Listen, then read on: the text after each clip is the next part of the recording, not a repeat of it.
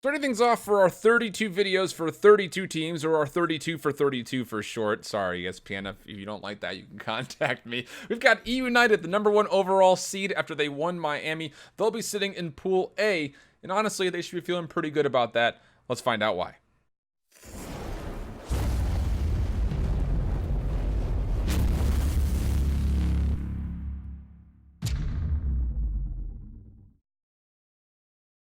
What's up, COD fans? Welcome back. IHOLDSHIFT for you guys. Again, we've got our 32 for 32 coming up for you guys. Again, very quick hit videos. I'm trying to subsidize some of the time by sitting down with a handful of the players or coaches and just kind of getting some inside knowledge and just info and just inside information as far as what these teams are feeling about their pool draw and where they've been able to go from Miami leading into champs. But for eUnited, I didn't get a chance to sit down with anybody from their team or their rosters or coaches or anything like that. So we'll just be looking at them as kind of a brief aside as we, again, like we mentioned, we're doing all 32 of these teams. We'll start off with our champions, though. Why not? eUnited will be in Pool A, like we mentioned. Clayster, Abizi, Pristini, Simp, and Arcides. All, of course, back like you expect them to be. They'll be going up against Elevate. And that's an interesting one because there's technically a 1-1 head-to-head record versus Elevate and eUnited. Again, none of those happening with this newer roster from Elevate. And then the Bhoys coming as the #1 seed from the Game Fuel Open bracket. And then the top 16 team that got drawn into this pool was RBL Esports. A very difficult draw for them, to say the least. But who knows? Maybe they'll get overshadowed or overlooked, and maybe they'll be able to find a little bit of flavor against one of the other two teams that are in this pool. Probably with the exception of eUnited, because let's be honest, we're not expecting them to lose to a team like RBL. Let's take a look at eUnited, just generally speaking, though, as far as what their season has looked like, starting with their notable placements. This is a squad that was second at Vegas, top 16 at Fort Worth, and then they, of course, finished second at London, had a little bit of a slip at Anaheim before they finally came back into what is apparently their God mode when it came down to what they looked like at Miami with the victory that they encountered there. This is a team that overall is 34-14. I don't have that on the screen here, but they are 34-14 in their set win-loss ratio. That is good enough for second best in the CWL, just ahead of Gen G, who are 33-16. In maps, they are 115-75, which again is just right around the same ballpark as Gen G, but pretty significantly below where, again, the #1 team in those rankings are, which is 100 Thieves, who are 125-55. Goodness gracious. So when you take a look at this squad and their map mode stats in specific, it's been interesting because I think a lot of people have been sitting here and identifying eUnited as the search and destroy giant, when in reality, they're actually our second best hardpoint team, or a second or third, depending on how you want to frame it. They're 47-32 in hardpoint. Gen G is 48-36, so one more win but 4 more losses. And again, nobody's even close to 100 Thieves at 59-16. Their search and destroy at 41-22 is actually tied for first place, exactly what Gen G as far as win-loss ratio goes. And then their control at 27-21 is actually the third or fourth best, depending on how you look at it, versus some of the other squads that are also in the CWL.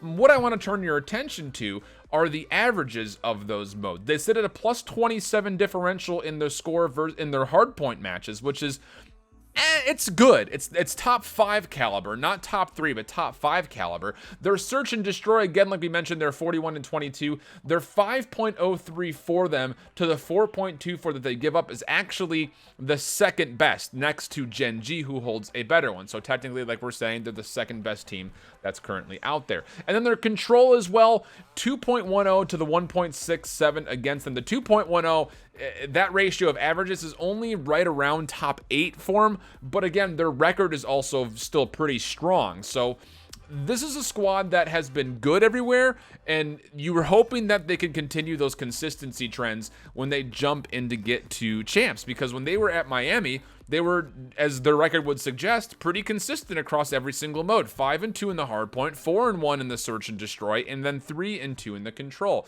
The thing that you need to be a little bit worried about as a eUnited fan is their search and destroy, even though they were 4-1, their wins were not super convincing. Their average when they were at Miami was only a 5.4 for them, where they gave up 5 rounds. So again, every single one of their games was a 6-4 or higher in the win category. 6-4 and then 3 round 11 wins. In their loss, it was a 3-6 loss against Gen G in the first grand finals playment. So a lot of things for eUnited fans to kind of keep your eye on. This team has not been, by any stretch of the imagination, dominant. Yes, they were good at Miami, but were they just good enough? Because again, you lose the first grand final matchup 0-3. You're able to find a little bit more flavor going 3-0 in the second one. And honestly, how I segue this transition is you gotta keep hoping you find favor to run the triple SOGs.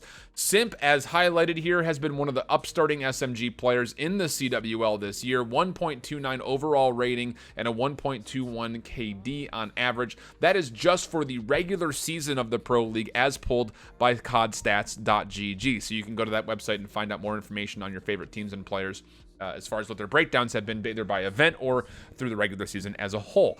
The biggest thing when you look at a player like Simp is not what he just brings to the team with the SMG caliber, because again, it is very, very good. But you take a look at what he's been able to do when it comes to picking up any single weapon that gets dropped on the field, whether it be Maddox or AR, but more importantly, what his flex is when it comes down to search and destroy and the Paladin and sniper rifle specifically.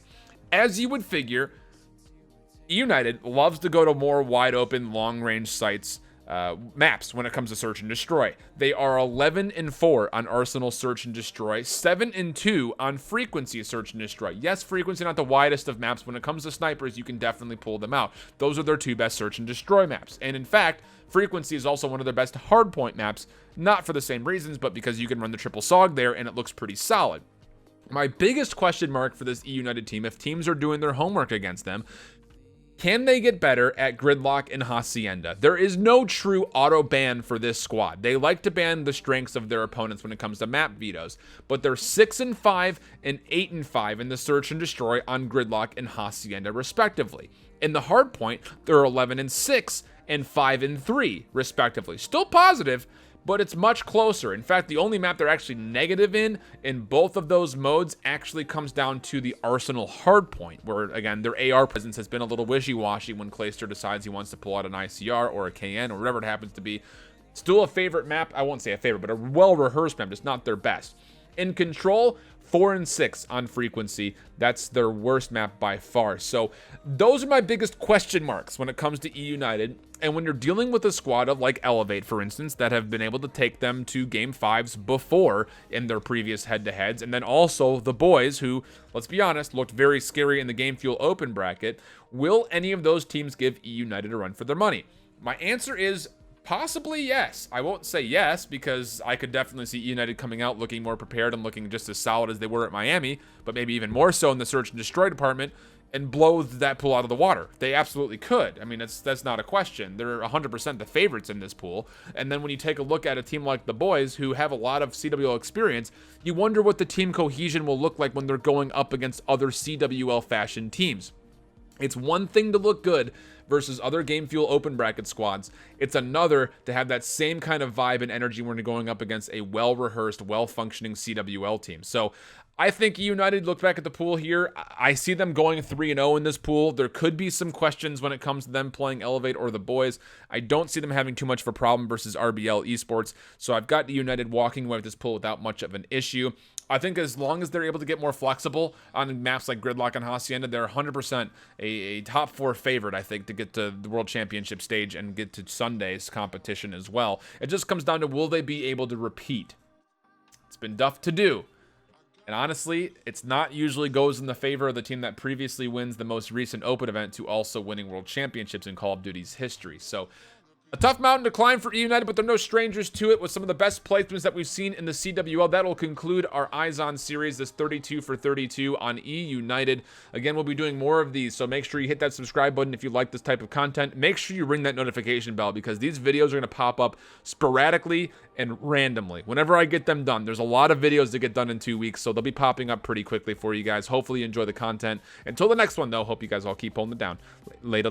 Bye-bye.